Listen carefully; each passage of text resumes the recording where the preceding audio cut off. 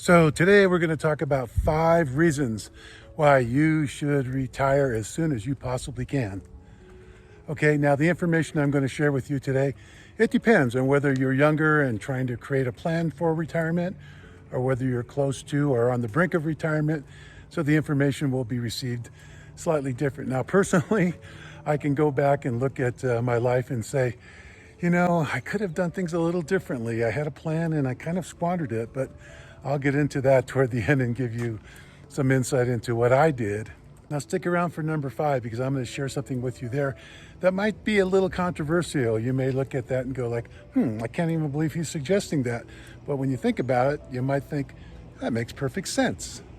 Oh, by the way, our Denver Nuggets swept the LA Lakers 4-0 last night in the NBA playoffs. So number 1 on the list is health, right? Health is number 1 because if we don't have our health, we don't have anything. I'm sure you've heard that before. And sometimes our job becomes involved with the stress level that contributes to our health. Now, besides keeping in shape or walking and jogging and working out at the gym, your job perhaps creates stress. You may think, oh, my job's not that stressful. But when you look at it, you go, well, I've got to meet new people. We have product that's going to go out. We have back orders. We have complaints. We have to create new business. I have to deal with my boss, trying to schedule a vacation. They're giving me a hard time about it.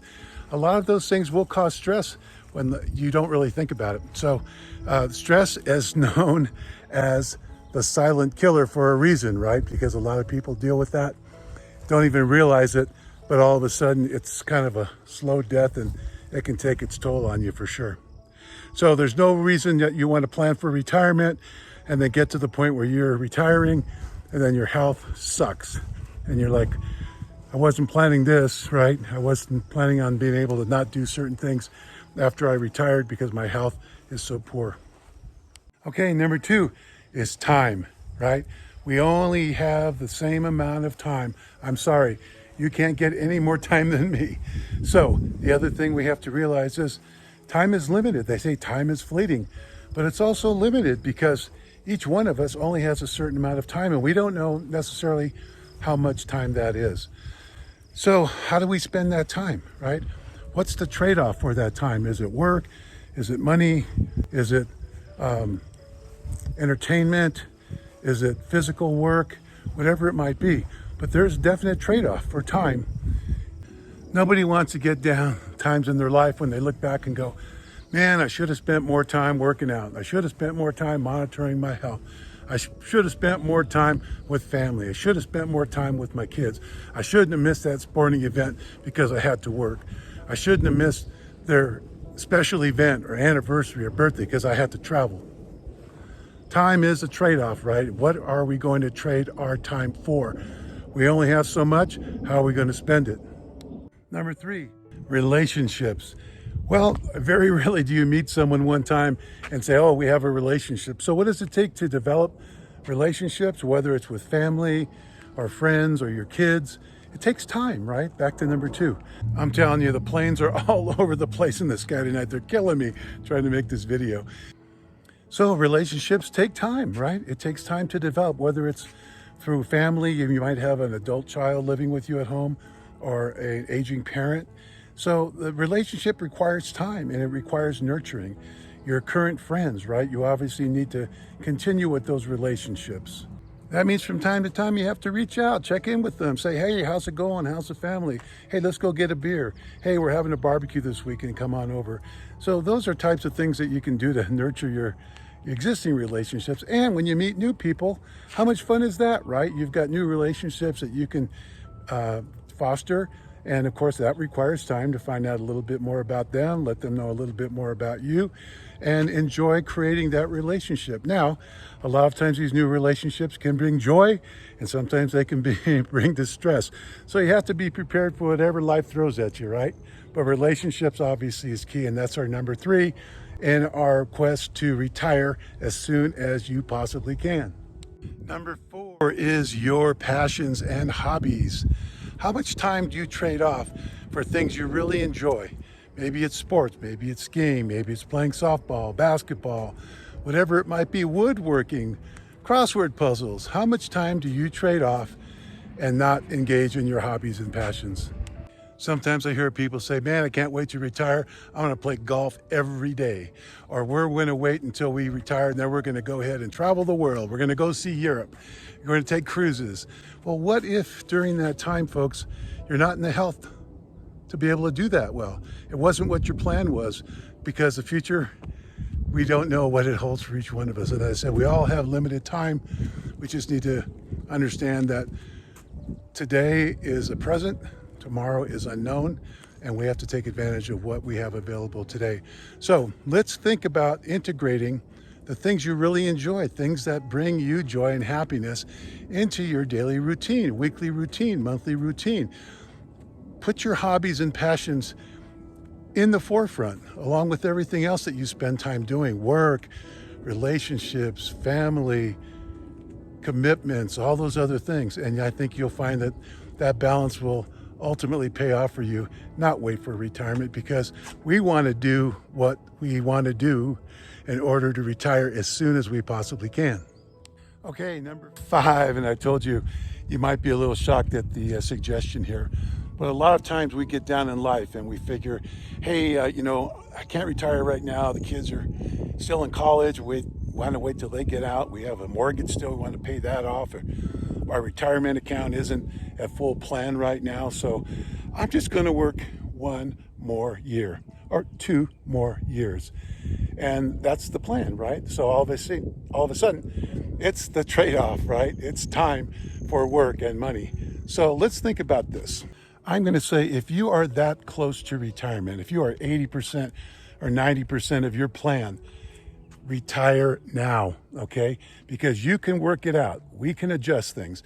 We can do 1 less massage a month, 1 less day of golf a month, 1 less travel per year. And we can make adjustments. Oh, we have some debt? Well, let's go ahead and figure out how to re-amortize that debt or pay that debt off and eliminate that as overhead. We can make adjustments. Is it worth it to work 1 more year, 2 more years in exchange for the time to retire right now as soon as you possibly can? Give me your thoughts. What do you think? Anyway, so these were 5 things, 5 reasons we came up with on why you should consider retiring now and as opposed to waiting till later. Now, maybe you are in a situation where you're close, or maybe you're not close. But if you are younger and you're trying to create a retirement plan, then get a plan. Take these things into consideration in your plan and stick to the plan. I'm going to share with you now my personal story, which I've had a pretty interesting life, to be quite honest with you. And I have certainly made mistakes along the way and things I go back at and go, what a dope, right? What a fool I was. But then again, I look at where I am today and I think, like, would I change anything? Well, as I said, I'll get into that, but no, I wouldn't. Today, I wouldn't change a thing. So I'm gonna get out of the sun and go inside. Planes are killing me, like I said, you can hear them overhead. And I'll continue my story inside where it's nice and quiet. Okay, so here we are inside, away from the planes and the cars and a little more quiet, but go Nuggets, all right? I hope they win the championship. Be the first time. So here's my story, right? As I said, I think I had an interesting life. You may not find it interesting, or you may take away a couple things from it that you might find useful. That might help you in your life journey. So out of college, right away, I started selling real estate. I'm 24 years old. I bought my first house, 1978. 1981, traded that up to a bigger second house. 1981, bought a rental property. 1982, bought a partnership into a house in Palm Springs. And 1986, I wound up selling that rental property and buying 2 homes in Monarch Beach, side by side, brand new, in Laguna Niguel, California. And then when I rented those properties out, we were at a time when the marketplace was going up so fast and homes were appreciating. We would try to leverage purchasing real estate at that time, and we would have negative cash flows. But at the time, we're like, so it's negative, but the homes are going up faster than the negative cash flow. So as an example, in those 2 properties I had, I bought for $245,000 each in Laguna Niguel. And the negative cash flow on those after I got them rented was $2,500 a month, $30,000 a year basically.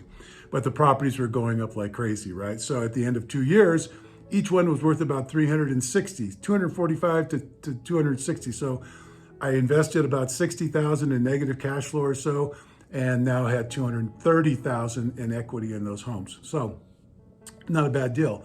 But when 1989 came around, the market just plummeted. I mean, it dropped like the Hindenburg, right? And all of a sudden it's like, whoa, whoa, whoa, wait a second. Now we're getting close to 300,000 from 360. That's how fast they dropped. And I'm thinking, and I'm building a house. I'm getting ready to get married. All those great life-changing things, right? That create a ton of stress in your life. And then I get to one of them. I go, you know what? I think I'm going to refinance this one. So I did, pulled cash out of that in order to continue building my house and maintain a lifestyle that I had become accustomed to that I did not want to give up, right? So all of a sudden now I had higher overhead because now I had to have payments on that second that I borrowed. So I thought, you know what? I'm going to sell that, get rid of that overhead, and I did. Left me with one. Now we get down the way, the market's still declining. I'm looking at those homes dropping value, and my income is dropping too because the real estate market is so crappy, right? So I'm making less money to pay my overhead. So I'm thinking, man, I think I'm gonna sell this place. So I wound up selling that house also to take the cash out of that after taxes to maintain my lifestyle, my Ferrari, my Jaguar, my new house that I was building, because I did not want to give that up. So I look back now and thought, man, I squandered that, right? I got rid of the Palm Springs partnership. I got rid of both those rentals, and then got married in 1989, moved into that house. And then 2 years later, sold it, downsized into a house I had as a rental, Westlake Island.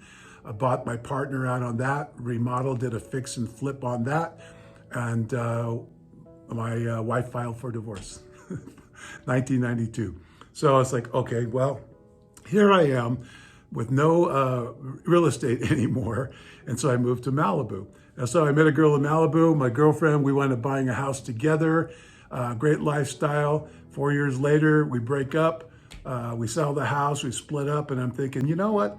In retrospect, I should have found a way to buy her out, obviously, at that house in Malibu, right? But I didn't. So now, once again, I'm there with no real estate, no investments, gave up property in California, which we know what happened with prices in California, right? So I can look back at that and go like, man, what a dope, what a fool I was, and how I squandered that because I wanted to maintain a lifestyle, right? And I didn't want to make any sacrifices, where ultimately I did.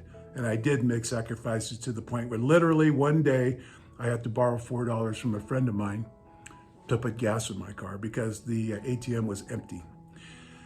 So that's kind of my story. I look back and go, man, I should have done things differently. I could have done things so differently. I had obviously a great plan for retirement. I could be sitting on millions right now.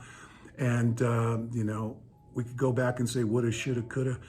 But when I look at what's happened in my life and how I eventually wound up coming to Colorado, having a son, I wouldn't trade anything for $1 million, multi-million dollars.